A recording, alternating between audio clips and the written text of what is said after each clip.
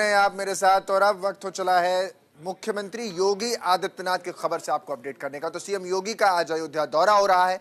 मिल्कीपुर में चुनावी जनसभा को लेकर के आज बड़ी स्थिति देखने को मिलेगी। उपचुनाव के लिए प्रचार करेंगे, बीजेपी के पक्ष में माहौल बनाने की कोशिश मिल्कीपुर में होगी। यूपी के मिल्कीपुर सीट पर चुनाव की तारीखों का ऐलान हो चुका है, जिसके बाद सीएम योगी आज मिल्कीपुर जाएंगे और हरिंटीनगंज पलिया मैदान में चुनावी जनसभा को संबोधित करेंगे। बीजेपी के पक्ष में इस दरमियान माहौल भी बनाया जाएगा। दरअसल अभी जो चुनाव हुए थे उस वक्त मिल्कीपुर में चुनाव नहीं हुए। इसके पीछे की वजह ये थी कि गोरखनाथ ने एक रिपोर्ट फाइल कर रखी थी, याचिका दायर की हुई थी, जिस पर सुनवाई हो रही थी। सुनवाई से पहले ही बाद में याचिका को वापस ले लिया गया, जिसके बाद से रास्ता साफ हो गया मिल्कीपुर में विधानसभा चुनाव को लेकर। मिल्कीपुर विधानसभा चुनाव से ही जो अब स्थिति है वो क्लियर हो जाएगी।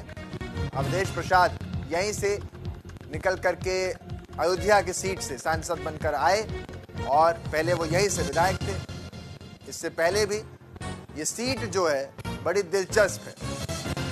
अब देखना दिलचस्प होगा कि यहाँ पर कैसे जीत की जो सेंचुरी है वो हिट करने की कोशिश होगी। 9 में से 7 विधानसभा चुनावों में यहां पर बीजेपी जीती है। मेरे सहयोगी ज्यादा जानकारी के साथ नीरज हमारे साथ जुड़ रहे हैं।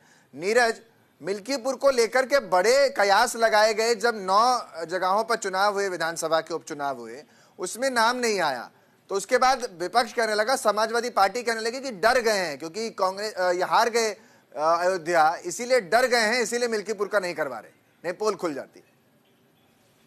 जी देखिए, मिल्कीपुर का उपचुनाव कोर्ट के द्वारा स्थगित किया गया था। कोर्ट में मामला चल रहा था। वहां के पूर्व विधायक बाबा गोरखनाथ हैं, उन्होंने याचिका डाल रखी थी अवधेश प्रसाद के खिलाफ, लेकिन जब वो सांसद बन गए तो मामला अपने आप उन्होंने समाप्त करवा दिया और खुद कोर्ट वो गए थे अपने अधिवक्ता के साथ और अपनी अर्जी को वापस।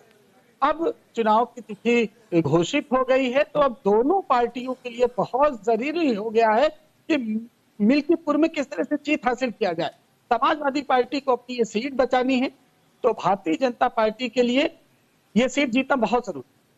आज उत्तर प्रदेश के मुख्यमंत्री योगी आदित्यनाथ वहां पर होंगे, पलिया चौराहे पर वो सभा करेंगे। इसके अलावा उन्होंने 7 मंत्रियों का चक्रव्यूह भी बनाया है। उत्तर प्रदेश के 7 मंत्री लगातार वहां पर रहेंगे और जब तक चुनाव समाप्त नहीं हो जाएगा तब तक वो वहां पर रहेंगे। उसमें सूर्य प्रताप शाही भी हैं, जेपीएस राठौर भी हैं, दयाशंकर दयालु भी हैं। तो कई मंत्रियों का एक कहा जाए कि पूरा चक्रव्यूह बनाया है भारतीय जनता पार्टी, किसी तरह से वहां की सीट निकले। तो कहीं ये जब समाजवादी कह रही है, समाजवादी पार्टी लगातार कह रही थी कि डर लगता है उन्हें और बीजेपी डरी हुई है इसीलिए भाग रही है। अब ये तो अगर 7 मंत्री वहां पर उतरेंगे, खैर हर पार्टी की अपनी एक रणनीति होती है और उसी में बीजेपी भी ऐसी रणनीति बनाती है। सिर्फ एक उपचुनाव जीतने के लिए 7 मंत्री उतरेंगे, वाकई ये लगता है कि बीजेपी के लिए बड़ा स्ट्रांग सीट नहीं रही है, ये समाजवादी पार्टी की रही है और नाक का सवाल मान लिया है।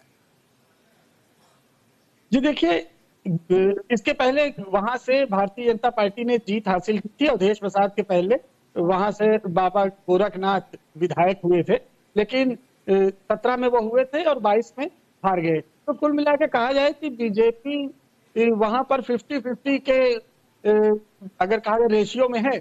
लेकिन अब जब मुख्यमंत्री वहां से सीधे तौर पर उतर रहे हैं, लगातार ये 5वां दौरा है उनका कुछ समय के अंतराल पर और लगातार ये दौरा जारी रहेगा। तो प्रतिष्ठा की सीट है, सिर्फ एक चुनाव नहीं है, एक मैसेज की सीट है। वो मैसेज जो 2027 में जाएगा, जो पार्टी जीतेगी उसके लिए ये बहुत बड़ा प्लस पॉइंट होगा। जी नीरज, बहुत बहुत शुक्रिया नीरज, तमाम जानकारी आपका हम तक पहुंचाने के लिए। क्योंकि आज मुख्यमंत्री का ये जो दौरा है वो इसलिए भी दिलचस्प हो रहा है क्योंकि अभी जो लोकसभा के साथ, जो विधानसभा के साथ साथ उपचुनाव हुए उत्तर प्रदेश में, उसमें से 9 में से 7 सीटें तो खुद भारतीय जनता पार्टी के हाथ में आई और इन सब के बीच आज इसी मिल्कीपुर सीट को लेकर के जिस पर कयास लगाए जा रहे थे, अब उन पर वोटिंग होनी है और इसीलिए तैयारी भी बीजेपी करती नजर आ रही है। तो अब आइए शेयर बाजार की तरफ